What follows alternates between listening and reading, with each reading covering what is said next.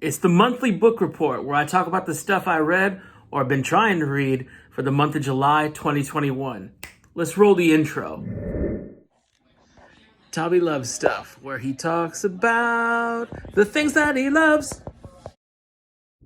What's going on, y'all? It's your boy back at you again with another random reads. Today, the monthly book report. We're talking about the stuff, like I said, that I read in the month of July 2021. Now, full disclosure, I didn't get through a lot, just because I've been busy and stuff, but also these books have been pretty big. Like the first one I want to talk about is 1Q84 by Haruki Murakami. Now, this is a huge book. And I did not finish it, surprise, surprise. I think I mentioned last month I was going to start it and that I wouldn't be getting through it for a long time. I'm a slow reader. It's taken me, I'm on page like around 300, 400, something like that.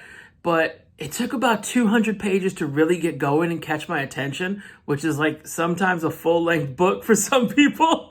Anyway, the main characters are starting to find a connection together, or like the stories are starting to intersect a little bit. And I'm enjoying it now. I'm been reading it a lot more now, but it took a long time to get going. You know what I'm saying? But it's Murakami, and he's one of my favorite writers, so I don't think he's going to steer me wrong on this.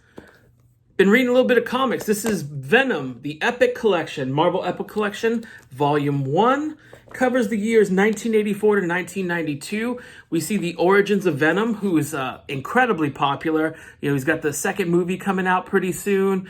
This tells about the story where Spider-Man gets the black symbiote costume and how Venom starts to become like his main villain, or like his most popular villain.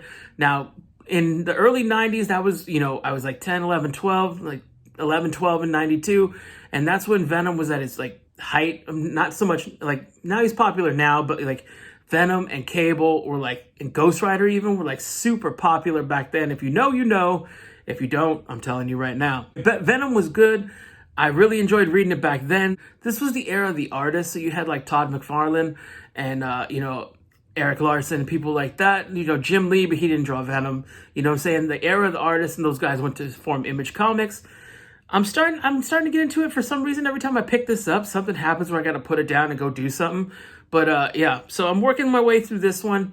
It's been all right. The writing's all right. But, the art has been fantastic. And like, I've always liked Venom.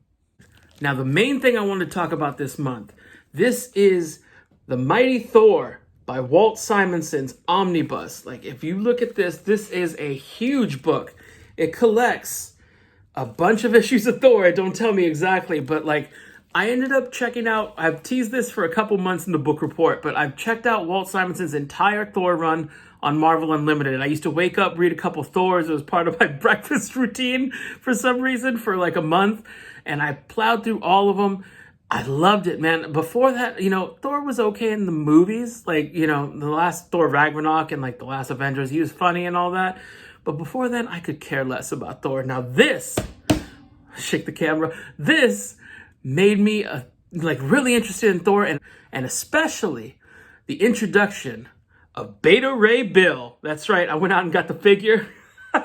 Beta Ray Bill was awesome, dude.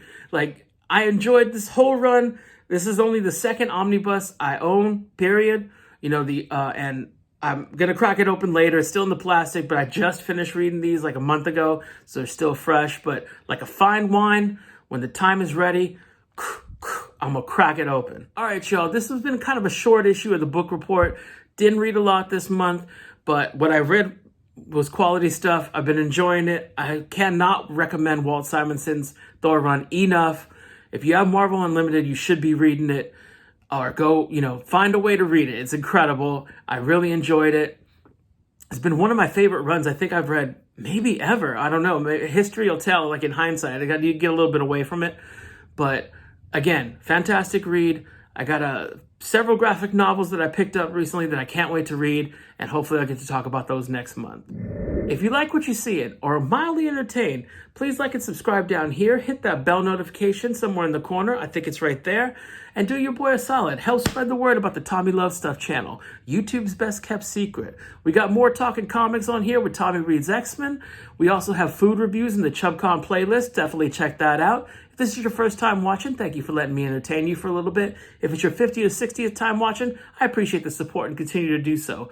Again, we'll be back next month with another book report, but till then, we got a lot of great stuff on the channel. Check it out. Later.